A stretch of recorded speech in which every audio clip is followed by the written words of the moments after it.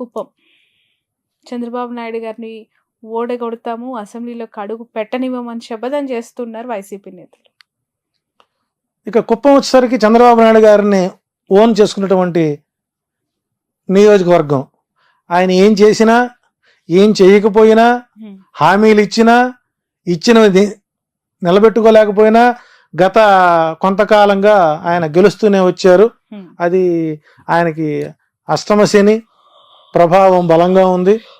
అందులో election code కానీ, election nomination రోజులు కానివ్వండి, ఎలక్షన్ పోలింగ్ రోజు కానివ్వండి, ఎలక్షన్ కౌంటింగ్ 4 నంబర్ ఆయనకి వ్యతిరేకం పూర్తి స్థాయిలో. 4 అనుకూలం కాదు. 25,630 ఓట్లతో చంద్రబాబు నాయుడు అక్కడ ఓడిపోతున్నారు. 25,630 ఓట్లు అంటే గత 2019లో పోలింగ్ని కౌంటింగ్ని తీసుకునే విధంగా గుడిపల్లె మండలం ఒకటి ఉంది. అది పూర్తి స్థాయిలో 25,036,40,000 ఓట్లు గల్లంతైపోయింది. ఎందుకంటే అటు కర్ణాటక నుంచి, ఇటు తమిళనాడు నుంచి వచ్చినటువంటి ఓట్ బ్యాంక్ ఈసారి లేదు. ఆ మండలమే ఆయనకి ఎప్పుడు కంచుకోట. అది కాకుండా స్థానిక ఉన్నటువంటి భరత్ పూర్తి స్థాయిలో డెవలప్మెంట్ చేసుకోవడం, కృష్ణా జలాలు తొలిసారి ఆ గుడిపల్లె మండలంలోకి రావడం, తాగునీటి ఎద్దడి లేకుండా చేయడం, కొంత అభివృద్ధి పనులు, అందులో పొంగనూరులో ఓడించాలని ఆయన్ని, కుప్పంలో ఓడించాలని ఈయన్ని.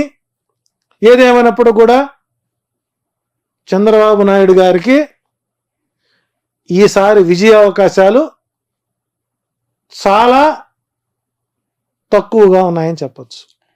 ఒకవేళ బాబు గెలిస్తే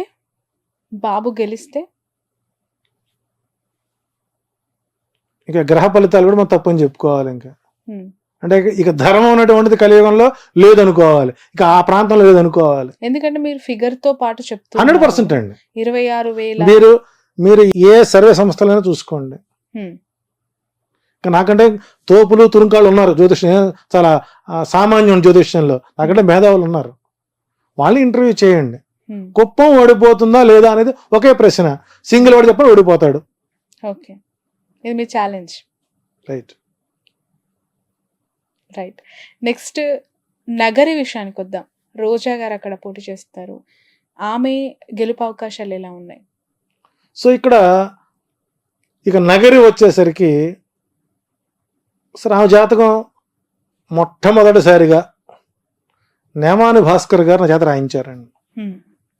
సుమారు 500 పేజీలు నిశితంగా పిన్ టు పిన్ రాసి వారికి నేను ఎక్స్ప్లెయిన్ చేయడం జరిగింది. నాతో కొంతకాలం మింగులై ప్రతి విషయానికి ఇలా చేయండి సూచనలు ఇస్తూ ఉన్నాం.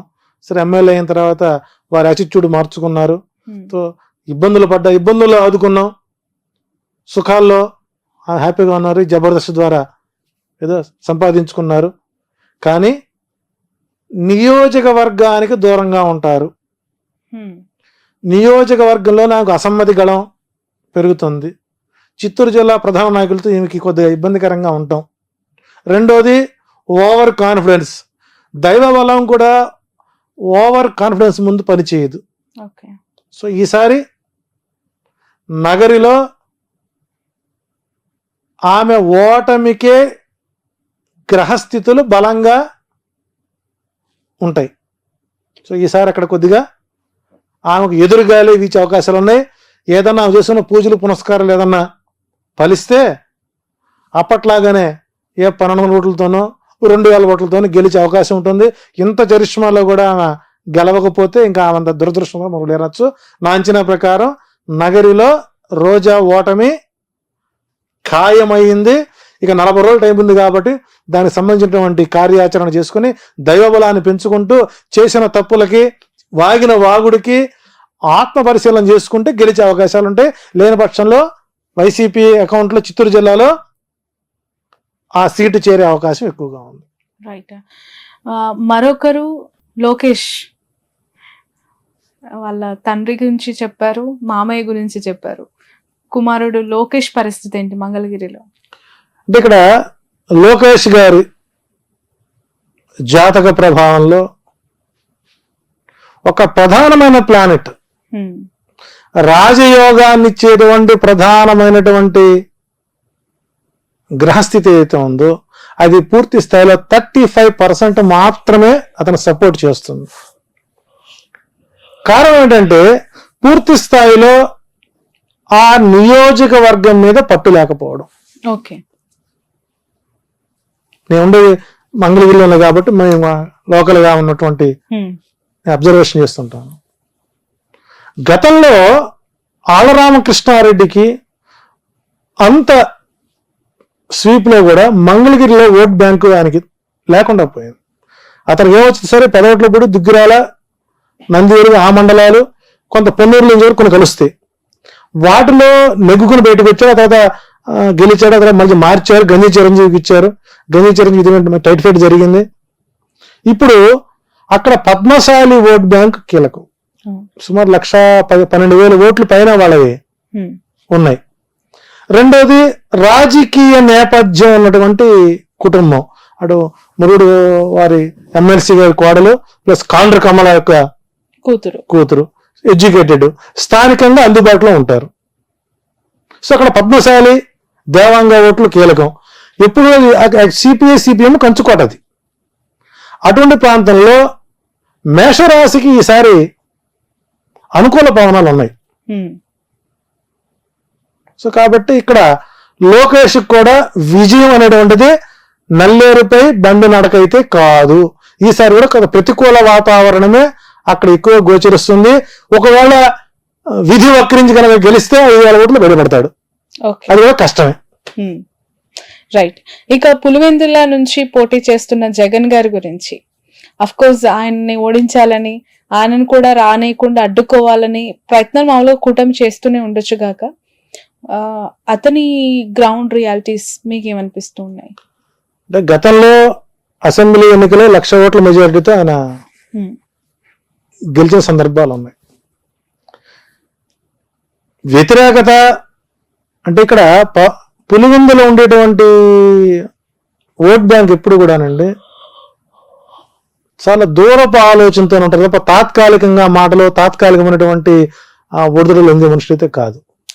సరే సర్వేలు చాలా మంది ఈసారి కడపలో పులివెందులో జగన్మోహన్ గెలవడు అనేవాళ్ళు ఎక్కువ మంది ఉన్నారు.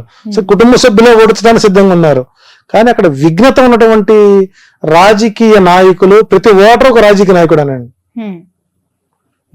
కామన్ పీపుల్ దగ్గర మనం మైకి పెడితే వాళ్ళు చెప్పేటువంటి రాజకీయ శక్తులు మనం పనికిరామండి. అది ఉత్తమ జర్నలిస్టులు మీరు ఎవరంటే పులివెందుల పాపులేషన్ అనండి. సో మెజారిటీ తగ్గిస్తారేమో కానీ ఓటమిని మాత్రం పులివెందుల ప్రజలు అంగీకరించరు. సో అక్కడ విజయం అనేటువంటిది నల్లేరుపై బండి నడకి. సో జగన్కి 90,000 నుంచి 1,00,000 ఓట్ల మెజారిటీతో అక్కడ గెలిచే అవకాశాలు ఎక్కువ ఉంటాయి. ఓకే. అదే కడప పార్లమెంట్ నుంచి షర్మిల ఎంపీగా పోటీ చేస్తానని చెప్పి ప్రకటించారు. డిపాజిట్ వస్తే అదృష్టమే. ఒకటి గుర్తుపెట్టుకోండి, రాజశేఖర్ రెడ్డి గారి కుటుంబానికి ఉన్నటువంటి పరువు ప్రతిష్టల్ని వైఎస్ షర్మిల ఏంటండి, దశరథ మహారాజు కూటమికి వెళ్ళినటువంటి వశిష్ఠుడు సీతాదేవిని పిలిచి అమ్మా నీ భర్త ఎవరు అని అడిగాట. ఎవరు అని అడిగితే ఆమె ఏం చెప్పుకుంటుందండి, రావణ్ నా మొగుడని చెప్పుకుందా? చెప్పలేదు. అయితే మాయే జనక మహారాజు అని చెప్పుకుందా? లేదు. నేను దశరథ మహారాజు గారి కోడలండి అని చెప్పింది. దశరథ మహారాజు కోడలు అంటే నీకు పెళ్ళైనా నీవు నీ ఇంటి పేరు మార్చుకోకుండా నీ పుట్టింటి పేరునే పెట్టుకొని కట్టుకున్న మొగుడు యొక్క కుటుంబం యొక్క పేరు ప్రతిష్టలకి భంగం కలిగించే విధంగా నువ్వు వైఎస్ పేరు ఇంకా వాడుకుంటున్నావంటే ప్రజలు అక్కడ పిచ్చోళ్ళేం కాదండి. నిజంగా ఎప్పుడైతే ఈ కాంగ్రెస్ పార్టీలో చేరిందో ఆ రోజే నిజంగా రాజశేఖర రెడ్డి మరణించిన రోజండి మనకు. కాబట్టి అక్కడ ప్రజలు షర్మిలను రాజశేఖర రెడ్డి కూతురుగా మరిచిపోయారు. ఆమె ఒక డిపాజిట్ వస్తే ప్రజలు ఆమెను సమర్థిస్తారు. ఆమె డిపాజిట్ కూడా రాదండి అక్కడ. ఇప్పుడు జగన్మోహన్ రెడ్డి గారి ప్రభుత్వం అనుకూలంగా ఉంది రావటానికి 9 నుంచి 107 నుంచి 118 సీట్ల వరకు వస్తుంది. అది ఏ రకంగా ప్రిడిక్ట్ చేశారు? జగన్మోహన్ రెడ్డి జాతకం చూసా, లేదంటే ఆయన పుట్టిన birth year and date of birth తోనా, లేదంటే ఈ కూటమిలో ఉన్న ఈ కలిసిన ముగ్గురు లీడర్ల జాతకం బట్ట? ఇక్కడ 175 స్థానాలు, ఏ స్థానానికి ఆ స్థాన బలం. ఉదాహరణకి నెల్లూరు పార్లమెంట్ ఉంది. 1952లో ఎస్టాబ్లిష్ అయినటువంటి నెల్లూరు పార్లమెంట్ ఎంపీ సీట్. ఆ రోజు ఉన్నటువంటి ప్లానెటరీ పొజిషన్ ఏంటి? యాజ్ పర్ మేధిని జ్యోతిష్యం ప్రకారం ఒక రాజకీయ ప్రొడిక్షన్ చేయాలి అని అంటే ఆ ప్రాంతం ఎప్పుడు ఎస్టాబ్లిష్ అయింది, ఆనాటి గ్రహస్థితులు ఏంటి, ఆనాటికి ఇప్పుడున్నటువంటి రాజకీయ నాయకుల యొక్క గ్రహస్థితులు ఏంటి, పార్టీ ఆవిర్భావం ఏంటి, వ్యక్తిగత జాతం ఎంతవరకు దోహదపడుతున్నటువంటి నిర్ణయాలు తీసుకున్నట్లయితే 2019లో 151 సీట్లకి ఆ భూమండలం ఆయనకి యోగించింది. సో 5 సంవత్సరాల సమయంలో ఆ గ్రహస్థితిలో అనేక రకాల మార్పులు వచ్చేసరి గురుమూడమే, శుక్రమూడమే, సూర్యచంద్ర గ్రహాలు ఎక్కువ ఉన్నాయి, ముహూర్తాలు లేకపోవడం, కొంత అనుకూల గ్రహస్థితులు అనుకూల వాతావరణం లేకపోవడం, 2 శుభగ్రహాలకి 7 పాపగ్రహాలకి ఆధిపత్యాలు రావడం పూర్తి స్థాయిలో రాజకీయం మీద ప్రభావం పడుతుంది. 400 ఎంపీ సీట్లు కావాలనుకుంటున్న మోడీ గారికి కూడా ఈసారి ఎదురైతే ఎక్కువగా ఉంటుంది. 270, 280 వచ్చి అయిపోతాడు ఆయన కూడా. ప్రాంతీయ పార్టీల హవాలు ఎక్కువ అవుతాయి. సో కాబట్టి ఒక నియోజకవర్గంలోని విజయ అవకాశాలు నిర్ధారణ చేయాలంటే ప్లస్ ఆ ప్రాంతంలో ఉండేటువంటి రేఖాగణితం మీద, లాంగ్ లాచిట్యూడ్ మీద, ఆ వ్యక్తి యొక్క అభిప్రాయం, ఆ పార్టీ యొక్క బలం ఆ ప్రాంతాన్ని క్రోడీకరించుకున్నప్పుడు మాత్రమే చేయం. కాబట్టి రూరల్ ప్రాంతాలు, లేదా సముద్ర తీర ప్రాంతాలు ఉన్నటువంటి 900 కిలోమీటర్లు ఏవైతే ఉన్నాయో రేడియస్ అవుతుందో, సముద్ర మట్టానికి 180 అడుగులు ఎత్తున్నటువంటి ప్రాంతాలు ఏవైతే ఉన్నాయో, ఇవన్నీ కూడా జగన్మోహన్ రెడ్డికి మేజర్ ప్లస్ గా మారుతున్నాయి. కాబట్టి విజయం, పార్టీ విజయానికి అవకాశాలు ఎక్కువగా ఉన్నాయి. సో ప్రతికూల వాతావరణంలో ఈ రోజున గనక ఇప్పటికిప్పుడు చంద్రబాబు నాయుడు గారు లింగమనేని రమేష్ ఇల్లు గనక వదిలేసి, అప్పట్లో నేను బస్సులో పడుకున్నాను, బాత్రూంలో పడుకున్నాను అని చెప్పుకున్నాడు కదా, అట్టాగే పడుకుంటూ ఆయన పార్టీ ఆఫీసులో కానీ లింగమనేని ఆక్రమిత స్థలంలో కానీ బీ ఫారం ఇస్తే ఓటమి పాలయ్యే వాళ్ళు 112 మంది ఉంటారండి. ఈ బీ ఫారం ఇచ్చే వరకు వీళ్ళు ఉంటారని నమ్మకం లేదు, కొత్త వాళ్ళు వస్తే రాకపోరని నమ్మకం లేదు. సో కాబట్టి మేధిని దేశం ప్రకారం జగన్మోహన్ రెడ్డి డైమండ్ షేప్ లో ఆయన వజ్ర వ్యూహాన్ని అవలంబిస్తున్నారు. ఆ వజ్ర వ్యూహం ఎఫెక్ట్ ప్రతిపక్ష కూటమిపై పడింది. కాబట్టి ప్రతిపక్ష కూటమి ఎనగలు చేసేటువంటి తప్పులే జగన్మోహన్ రెడ్డి విజయానికి పునాదులు అవుతాయని చెప్పొచ్చు. సింపుల్ గా చెప్పాలంటే వాలంటరీ వ్యవస్థ. నిన్నటిదాకా ప్రభుత్వపు సర్వెంట్స్, ఈ రోజున వాళ్ళు ఇండిపెండెంట్ క్యాండిడేట్స్. అప్పుడు ఆల్రెడీ మొదలు పెట్టారు, మేము ఫంక్షన్ ఇద్దాం అనుకున్నాం, చంద్రబాబు గారు సగ్గడ్డల రమేష్ గారి చేత ఈసీ కంప్లైంట్ ఇచ్చారు, కాబట్టి మేము మీకు ఇవ్వలేకపోతున్నాం, ఇకపై మీకు సంక్షేమ పథకాలు రావు, దానికి మీ చంద్రబాబు గారు అడ్డుపడుతున్నారు, కాబట్టి సంక్షేమానికి చంద్రగ్రహణం పట్టింది అని ఇప్పుడు స్వతంత్రంగా చెప్పే అవకాశాన్ని, ఒక కార్యకర్తగా మారే అవకాశాన్ని ఇచ్చింది ఎవరండి? చంద్రబాబు కదా. శ్రీకాళహస్తిలో బొజ్జల కొడుకు ఎమ్మెల్యే ఆస్పిరెంట్ వాలంటీర్లు ఉగ్రవాదులుగా పోలిస్తే గట్టి చెప్పిన అచ్చెన్నాయుడు, అది ఆయన వ్యక్తిగతం, పార్టీకి సంబంధం ఏంటంటే ఆయన పొడి చేసే ఏ పార్టీ నుంచి, పొద్దుటూరులో ఒక తిరుగుబాటు బావుట ఎగరేసేటువంటి ఒక తెలుగుదేశం రెబల్ క్యాండిడేట్, వాలంటీర్లు గొడవలేసి బజారు మీద కొడతాం, అది మీకు మైనస్ కాదా? ఆడవాళ్ళని ఎక్స్పోర్ట్ చేస్తున్నారు అని పవన్ కళ్యాణ్ మాడతాం ఎఫెక్ట్ కాదా? 2,30,000 మంది వాలంటీర్లు వాళ్ళ కుటుంబ సభ్యులు ఎంతమంది ఉంటారండి? వాళ్ళ బంధుత్వం ఎంతమంది ఉంటారు? ఇవన్నీ మీ ఎఫెక్ట్ కాదా? లారీ డ్రైవర్ ఇస్తే నీకెందుకు, అడుక్కోని ఇస్తే నీకెందుకు, టిప్పర్కి ఇస్తే నీకెందుకు అంటే జగన్మోహన్ రెడ్డి వేసినటువంటి వజ్రాయుధంలో వ్యూహంలో కూటమి ఇరుక్కొని వాళ్ళు చేసే తప్పులు ఎదుటి వారికి విజయ అవకాశాలు వారికి వారే అందిస్తున్నటువంటి తరుణంలో జగన్మోహన్ రెడ్డి గారి విజయం సునాయాసం అవ్వచ్చు.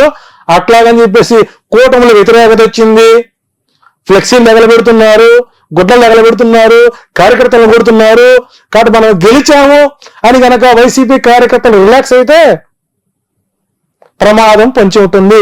ఈ నిర్లిప్తత, ఈ అసహాయత, ఈ తిరుగుబాటు, ఈ ఉద్యమాలు, ఈ కొట్లాటలు, ఈ తగలబెట్టుకోటాలు ఇవన్నీ చంద్రబాబు నాయుడు ఆడేటువంటి ప్లాన్ సి. ప్లాన్ బి అంటే జనసేనని బీజేపీని ఓడించటం. ప్లాన్ సి అంటే వ్యతిరేకత ఉన్నదని ఒక కవరింగ్ ఇచ్చి కార్యకర్తలను మోహరించి వైసీపీ వాళ్ళని రిలాక్స్ చేయడం. కాబట్టి చంద్రబాబు నాయుడు గారు పోల్ మేనేజ్మెంట్ లో దిట్ట అని పవన్ కళ్యాణ్ గారు ఒప్పుకున్నారు. వారికి కావాల్సిన దాష్టికులు కావాలి, నాయకులు కాదు, సలహాలు ఇచ్చేవాళ్ళు కాదు, సూచనలు ఇచ్చేవాళ్ళు కాదు. చూడండి ఆ వీడియో చూడండి మీరు. నాకు దాష్టికులు కావాలి అంటే రౌడీ మొక్క కావాలి, తగలబెట్టేవాళ్ళు కావాలి, మడ్రలు మానభంగాలు చేసేవాళ్ళు కావాలి, లూటులు చేసేవాళ్ళు కావాలి. వీళ్ళ మన కర్మ రాజకీయ నాయకులు. సో కాబట్టి సంక్షేమమే జగన్కి శ్రీరామ రక్ష. నవరత్నాలే నవగ్రహాలై నవ పాలకులై జగన్మోహన్ రెడ్డికి అనుకూలంగా ఉంటుంది. అందులో శని ఈసారి మంత్రి అయ్యాడు, రాజు ఏం చేయలేడు. సస్యాధిపతి, రసాధిపతి, అర్ఘ్యాధిపతి, సైన్యాధిపతి శని అయ్యాడు. కాబట్టి శని ఎవరికి బలంగా ఉన్నాడంటే జగన్మోహన్ రెడ్డికి బలంగా ఉన్నాడు. కర్షకులకు, శ్రామికులకు సపోర్ట్ ఎవరైతే ఏ రాజు అయితే సహకరిస్తాడో ఆ రాజ్యం సుభిక్షంగా ఉంటుంది. అప్పులు పాలైపోయింది. చాలకి చదివి చావండి ఒక్కసారి రాజకీయ నాయకులు. ఏ రాష్ట్రం అయితే ఆర్థికంగా వెనుకంజ వేసి ఉంటుందో ఆ రాజ్యంలో సంక్షేమం అందినట్టుగా లెక్క అని శ్రీకృష్ణదేవరాయల రాజ్యాంగంలోనే ఉంది, ఆయన రాజ్యపాలనలో ఉంది, చాణక్యుడు రాశాడు. కాబట్టి వీళ్ళు త్యాగాలకు మారిపోయారు, త్యాగ నిరతులు, పవిత్ర బంధాలు, అక్రమ బంధం ఎంతో చెప్పాలంటే చంద్రబాబు నాయుడు గారికి, బాలకృష్ణ గారికి, లోకేష్ గారికి, వాళ్ళ తోడలుడికి, వాళ్ళ బామ్మడికి 5 సీట్లు, పురంధరేశ్వర గారికి 6 సీట్లు. వీళ్ళకి త్యాగాల మీద అవసరాలు లేవండి. పాపం నాగబాబు బాగా పనిచేశాడండి. నాగబాబు లైన్లో ఉంటే ఆ రాజమండ్రి హోటల్లో 320 రూము హ్యాపీగా పడుకున్నాడే వచ్చి ఆయన సీట్ అవ్వలేదు. రఘురామకృష్ణరాజు గారు తిట్టకుండా పెట్టినట్టు రఘురామకృష్ణరాజు గారికి సీట్ ఇవ్వలేదు. ఏం పాపం చేశారు చెప్పండి? బ్యాంకు లూటీలు చేసిన వాళ్ళకి, ఆర్థిక మోసాలు చేసిన వాళ్ళకి, కాలు సెక్స్ రాకెట్ వాళ్ళకి, ఇంకా చెప్పాలంటే రైతు ఉద్యమం పేరుతో పెట్టినటువంటి డబ్బుని స్వాధీనం చేసుకుని కాస్త బొజ్జగించి ఆయన కొలికపూడి శ్రీనివాస్ గారికి తరగాలు చేస్తా ఉన్న వాళ్ళకి ఇది కూటమి అండి. ఏ భావజాలం ఈ కూటమి? కాబట్టి ఇవన్నీ ప్రజలు గమనిస్తున్నారు. మొట్టమొదట ఎప్పుడైతే ఫంక్షన్లు ఆపారో 1వ తారీఖున అది దానివల్ల మరికొంత ఓటు బ్యాంకుని వైసీపీ తెచ్చుకుంటోంది.